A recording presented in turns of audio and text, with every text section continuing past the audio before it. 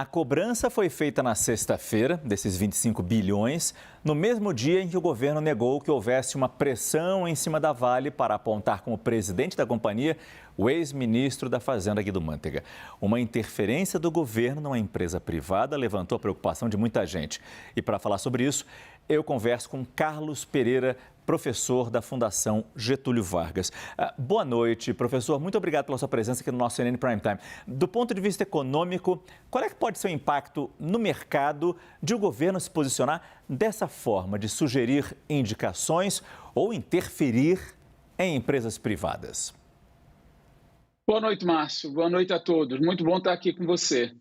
De fato, qualquer tipo de interferência em uma empresa do porte da Vale gera incerteza no mercado, gera incerteza sobre qual política essa empresa vai implementar. O governo Lula, não só nesta gestão, mas também em gestões anteriores, sempre apresentou muita dificuldade de entender a relação entre governo e agências reguladoras, ou mesmo Banco Central, e agora também empresas privadas de capital aberto, em que pese o governo pode ter uma participação, mesmo que minoritária, mas o governo tem essa dificuldade de entendimento do papel do governo e o papel do mercado e o papel dessas agências reguladoras.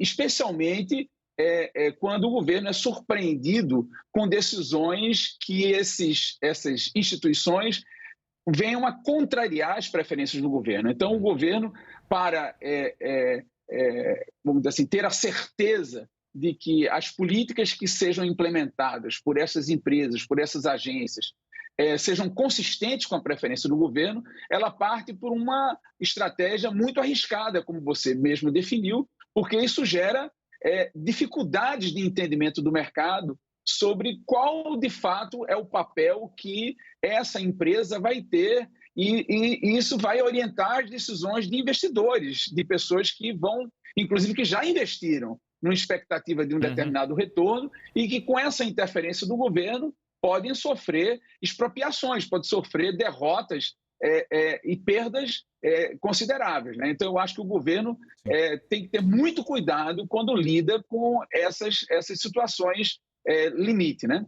Professor, a nossa analista de economia, Thaís Herédia, tem uma pergunta para o senhor. Thaís, por favor. Oi, Márcio, boa noite. Professor, boa noite, que bom ter a sua companhia aqui no Prime. Professor, hoje eu conversei com advogados, com investidores, com analistas, com gente envolvida na discussão, inclusive da sucessão da Vale, e há uma preocupação porque uma empresa do tamanho da Vale, ela já tem que lidar com o risco do negócio, com o risco da conjuntura, que inclusive é o que a Vale está enfrentando agora, por exemplo, com a preocupação com o crescimento chinês menor do que o esperado, lembrando que a China é um grande mercado. É a aparição do risco político nessa gestão. Qualquer mineradora do mundo inteiro tem uma relação muito forte com o governo, com o setor público do país onde ela atua, porque nós estamos tratando aqui de reservas minerais, ou seja, de patrimônio público, né, e concessão para essa exploração. Eu queria lhe perguntar exatamente sobre essa relação. O senhor disse agora há pouco, né, de que o governo tem essa dificuldade. Como é que o senhor enxerga politicamente a atuação do governo, até onde o senhor acha que o presidente Lula está disposto a ir num ambiente hoje que é muito diferente daquele de anos atrás, quando ele foi presidente a primeira vez?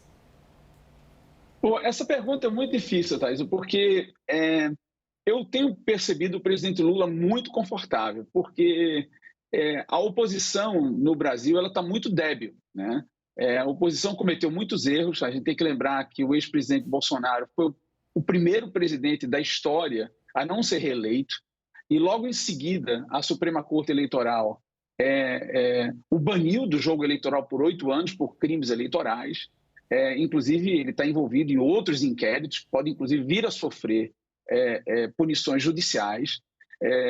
Então, assim, a oposição está muito fragilizada, ela tá perdida, ela não encontrou ainda um eixo importante para servir de limite, servir de contrapeso, né, para contrarrestar a ação do governo. Então, na ausência de uma oposição aguerrida, pelo contrário, uma oposição débil, o governo Lula está muito confortável. Está confortável ao ponto de esquecer que ele foi eleito por uma margem muito pequena e principalmente por eleitores que votaram nele não para que ele implementasse políticas de perfil ideológico, mas justamente votaram nele para evitar a vitória eleitoral de Bolsonaro. Quer dizer, essa dificuldade de compreensão, ela também se dá pela ausência de um contraponto político.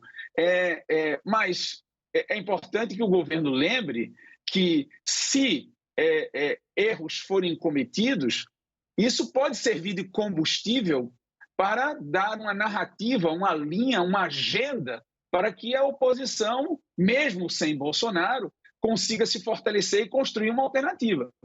A partir dos erros do governo, porque o presidencialismo multipartidário, como você sabe, funciona de uma forma muito clara. O governo é muito forte, o governismo é muito forte, ele atrai muito suporte. Quase todos os partidos no Congresso fazem parte da coalizão do atual presidente Lula, quer dizer, 16 partidos. A oposição ela se reduz basicamente ao PL, e isso dificulta muito a oposição ter uma atuação firme e que, de certa forma, traga o governo para uma linha razoável. Então, o presidente ele só perde dentro do Congresso quando ele defende agendas muito distantes dessa mediana do Congresso.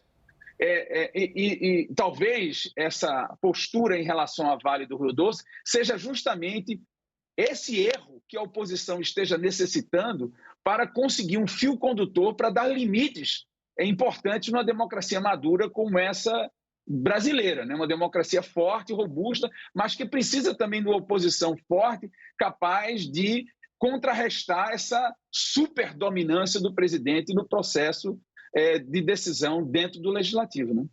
Eu e Thaís conversamos com Carlos Pereira, professor da Fundação Getúlio Vargas. Professor, muito obrigado pela sua entrevista no nosso Prime Time. Boa noite. Boa noite, Márcio. Um prazer. Prazer foi nosso.